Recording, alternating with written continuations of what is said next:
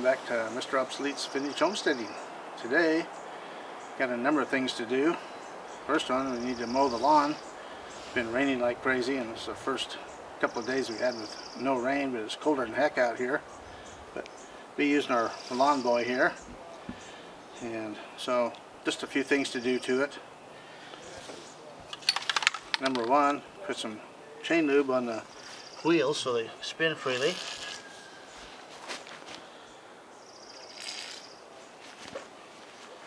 Plastic wheels, people think they don't need to be lubed, but they do.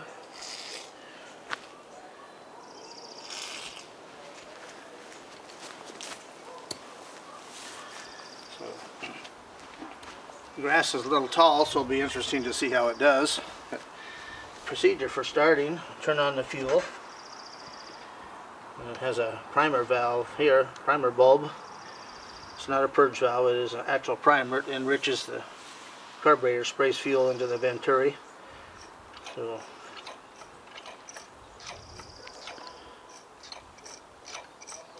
turn the ignition switch on.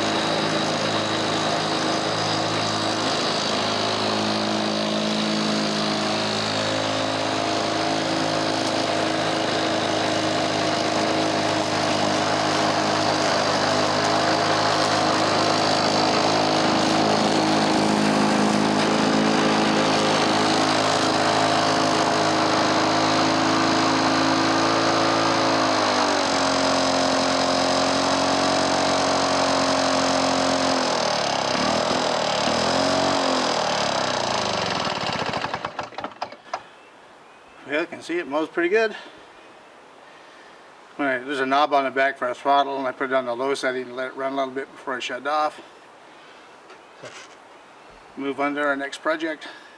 Well, for our next little project today, I'm going to be tuning up an old axe. This is one I inherited a couple of years ago, and I keep it up by the wood pile. If I have a piece too big that I want to split down, I use this, and it has a terrible edge on it and absolutely bone dry here. It's got a, looks like a chainsaw cut right there. It's got a big divot right here. You can see there are a lot of big cracks in it. Well, it's got some markings right here.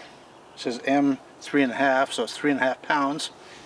And M stands for Mann-Edge company.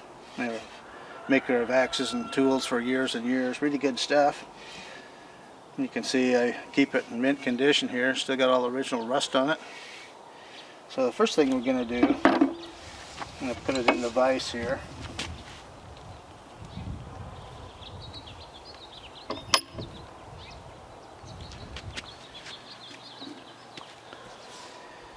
I'm using our old fish fillet tool here. This is an old knife I inherited from my buddy, but it's just high carbon steel, and that's why it rusts easily. But that type of steel holds an edge better than anything else. So what we're going to do, we're going to come over here and scrape off the outer layer here. So I'll get repositioned and show you what we're going to do. Well, you just hold it straight up and down like that. You just draw down on it.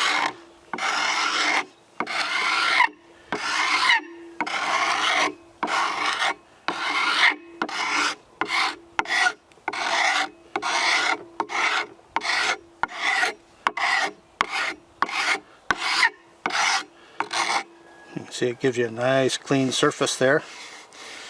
So we'll get the whole handle done. Now we're going to get some damage right here. We'll use a rasp on it to kind of clean it up a little bit.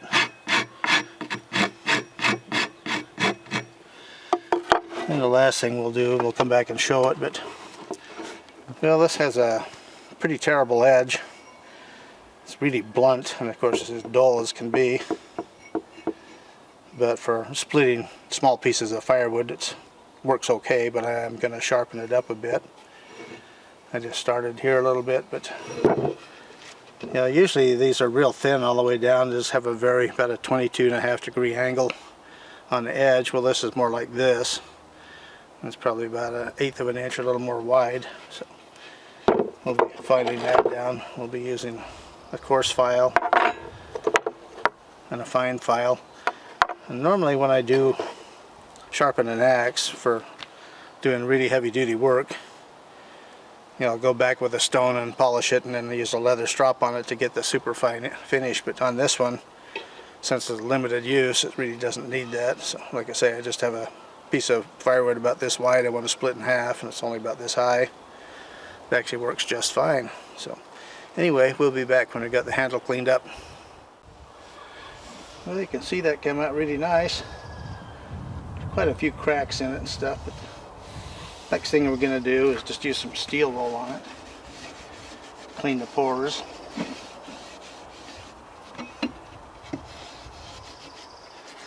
See quite a bit of that stuff coming out of here. Probably not on the camera, but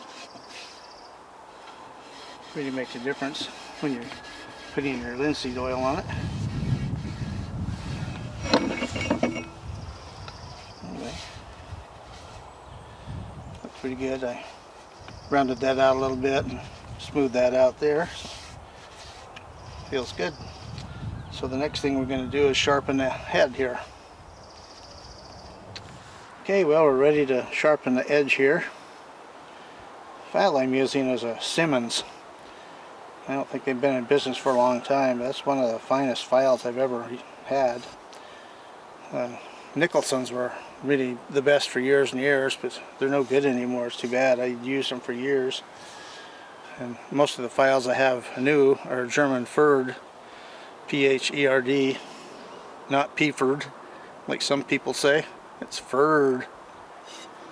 So this is I'll do the fine cut with this, but this is actually, it was sold by Snap-on, but it's old enough it was still a Nicholson. It's really good. So what we want to establish here, like I said, it's got a real blunt edge on it.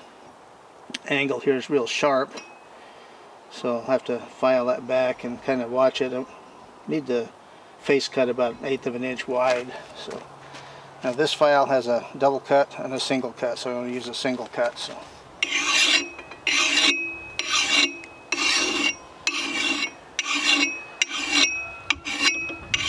this is nice hard steel. There's a nice ring to it.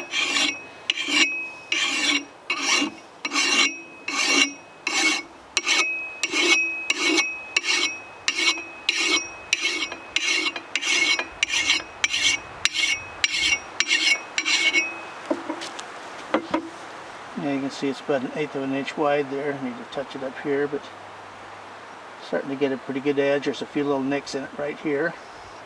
I need to do the top here too.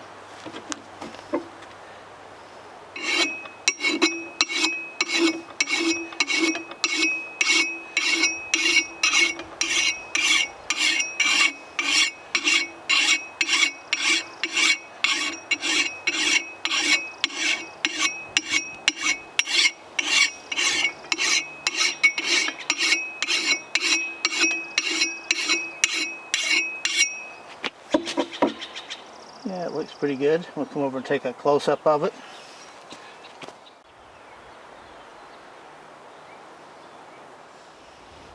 Okay, I started here already, but need to get that.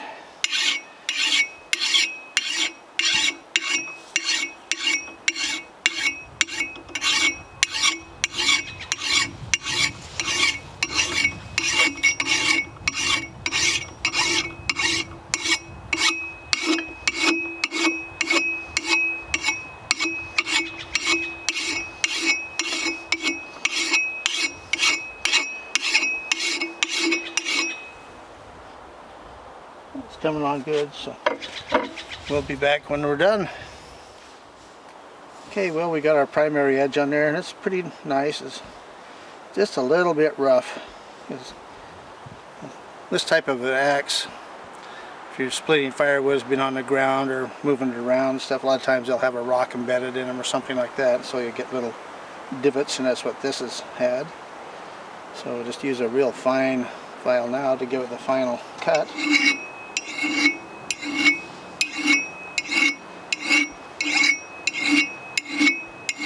You hear that metal sing? That's really nice steel.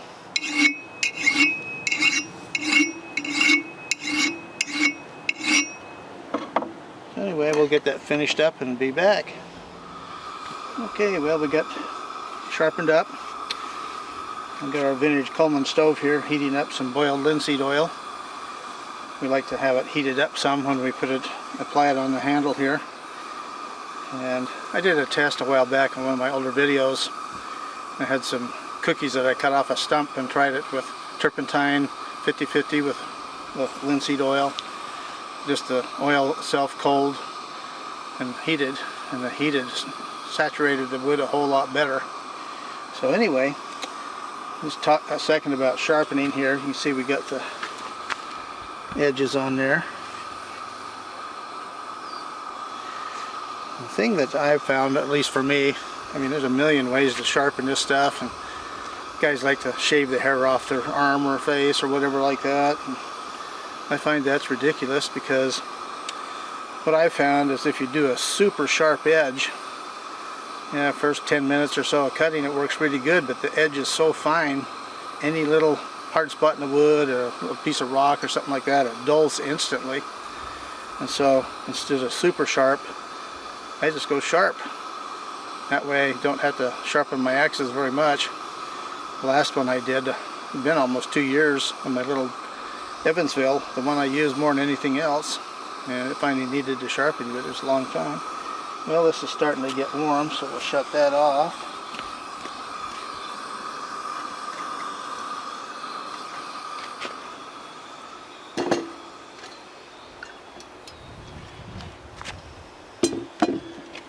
Safety first. Get our gloves on too.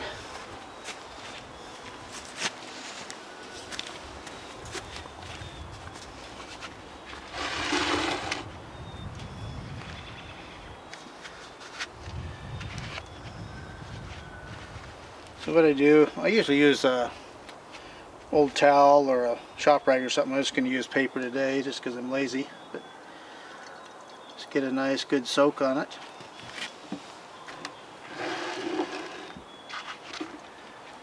Start rubbing it in.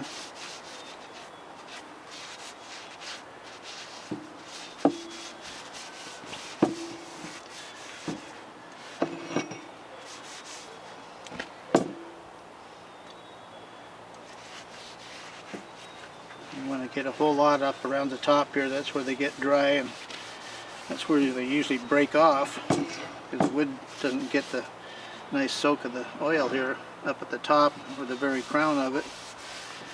Anyway, you can just see this really does it, makes it a whole lot nicer. Since this thing is so dry, I'll probably end up doing it 5 or 6 times. What I usually do is let them sit for about a week in between coatings, let it soak in. And if, like today, I mean, it's been really cold and the sun finally broke out, and so I'll leave it out in the sun too. Make sure you do the end here. That's another place that gets neglected a lot, but anyway, so much nicer. And don't forget the top here either. I actually do the axe heads with it too. Stops them from rusting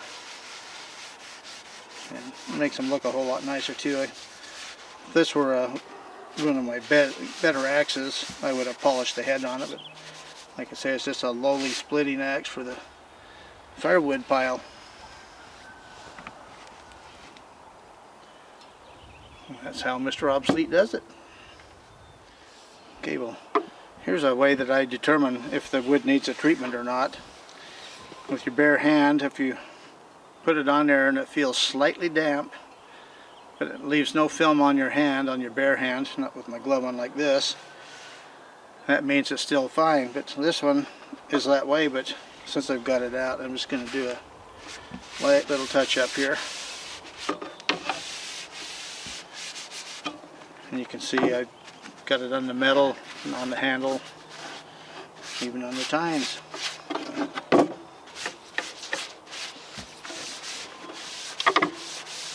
And there you go. Well, that'll conclude our vintage day of chores. Doesn't that axe look nice? Yeah. See you on the next exciting vintage video.